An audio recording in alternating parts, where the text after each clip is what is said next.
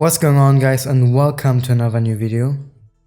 So in the last gen we saw an increasing amount of open world games releasing because it became some sort of trend to make open world games. With the death of many established franchises decided to switch from a more linear game structure to an open world, like Konami did with Metal Gear Solid franchise or CDPR did with the Witcher franchise. For me personally, many open world games which released in the last gen were underwhelming, and that's why I decided to make a series of videos where I talk about the flaws of open worlds. Today I will start talking about the first big problem with open worlds, in my opinion. They are just too bloated. Let's get started.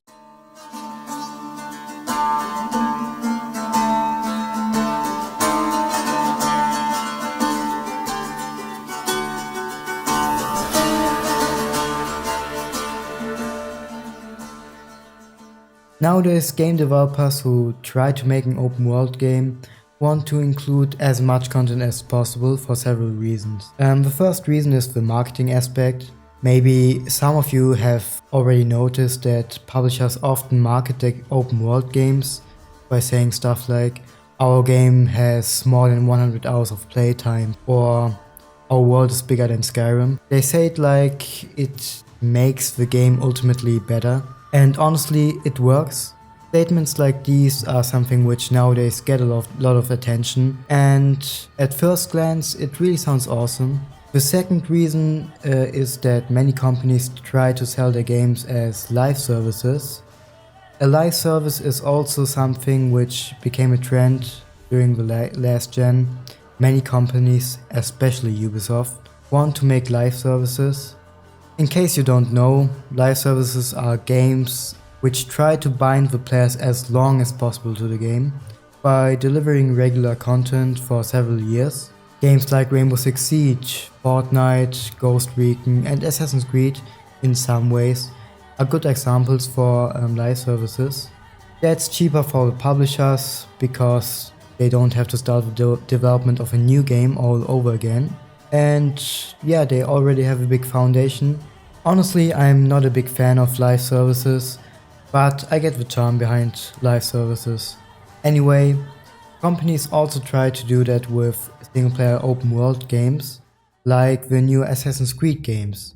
By the way, guys, in this video I really don't want to bash on Ubisoft and their franchises. However, I will mention them often in this video because they are a great example when it comes to bloated open worlds and live services. Don't get the wrong idea. The Assassin's Creed franchise got many changes with the last 3 entries. Ubisoft changed the original formula drastically, and for me it was a nice change of pace at first. You could also say that they switched the genre entirely.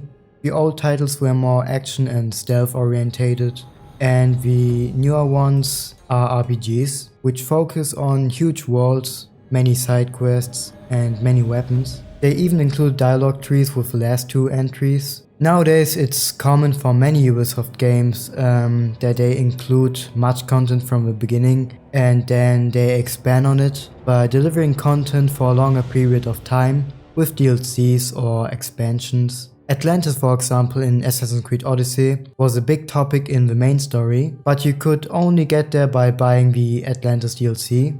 The Assassin's Creed games aren't full live services, they are more in the middle of non-live service games and live services because they only get supported until the next entry arrives, and roughly that takes around 2 years or so. So all in all, this doesn't sound too bad. I mean, it could be good that open world games have much content, right? Only in theory though. In reality, the execution is too poorly.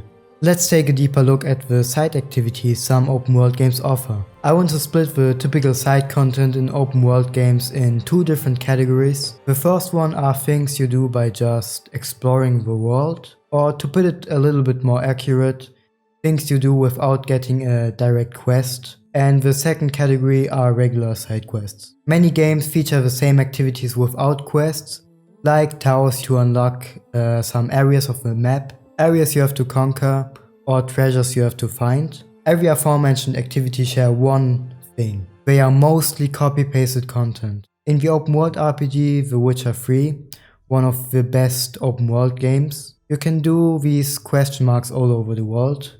You can conquer abandoned villages, conquer bandit camps, fight against monsters who protect some treasures, and much more things. All of these activities are repeated with some slight differences.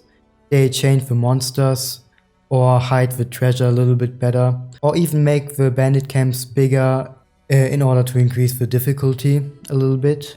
But basically it is copy-pasted content. They mostly don't develop anything original for these side activities. No original story, no exceptional enemies. Almost everything in these activities isn't original. There are of course exceptions, but 95% isn't original. That's important to understand.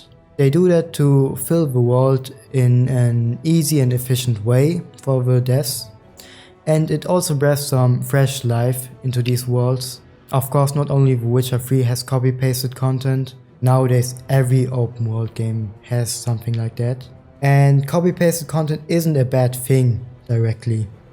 Like, it can be very fun to do these things. I did many question marks in Witcher 3 because it was a lot of fun to do that, and they are optional. The new Assassin's Creed games also have similar activities.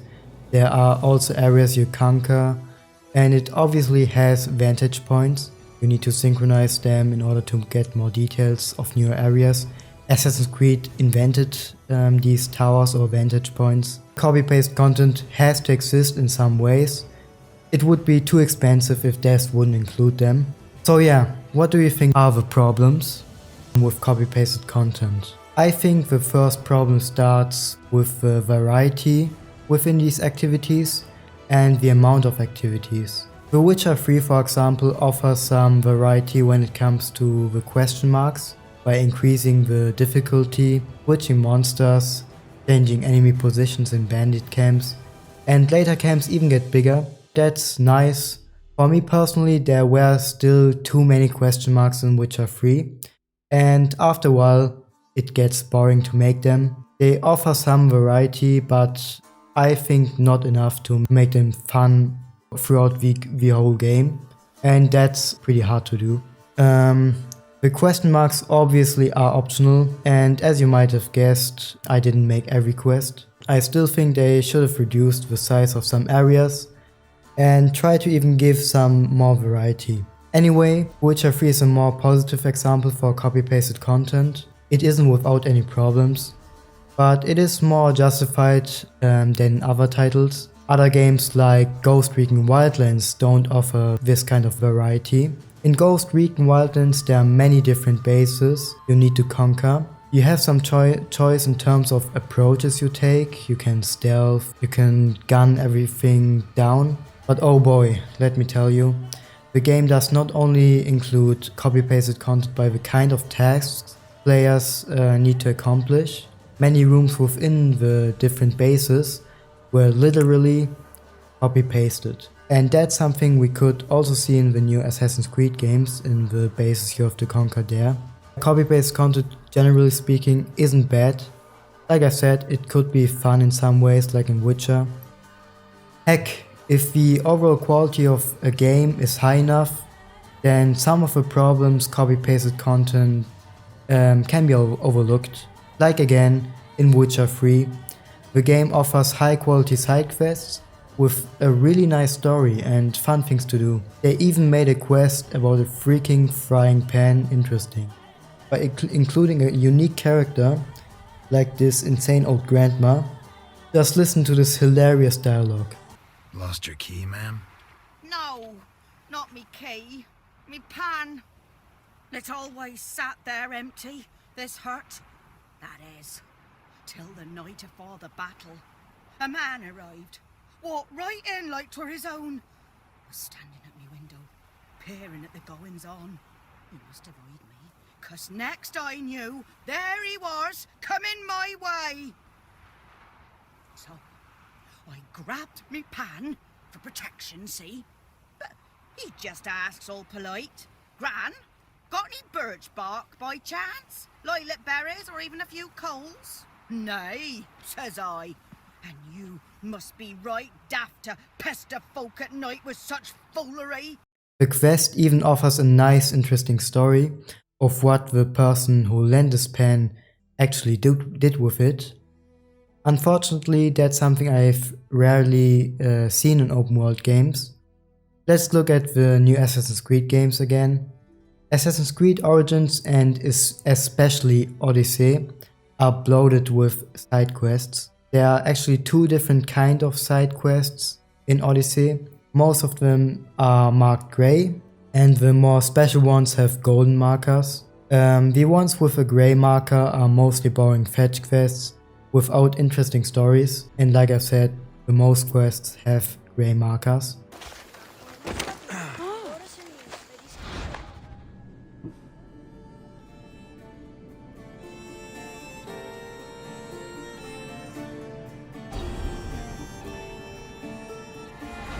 Just in order to get more content into the game. The golden quests are more special, they even offer a story, but there are also some quests which can be repetitive within the golden quests. Mighty Cephalus, I entreat you, send us a champion, someone worthy of your mighty spear. Help your priestess in her hour of need. You called? Oh, Cassandra. You startled me. Why are you looking for a champion? I need someone worthy to win the Spear of Cephalus. I've been deciphering some of the sanctuary's stone carvings. They say the spear was hidden in the caves beneath Kefalonia when the temple was built. You could get it for me, couldn't you? I can give you a reward. If the spear is in the caves, I'll find it. Now, finally, I want to talk about items in open world games. Some of you who played Witcher 3, for example, are like myself and love to explore the villages, go into a house and start looting. All you find, however, is a black magic doll, broken rakes and butter knives. Basically, all of these aforementioned items are junk. You can't sell them for much, you can't do anything with them. I get why devs put these items into their game. They want to enhance the immersion and make clear that not everything you find, no matter where, has to be valuable, but there are too many of these items.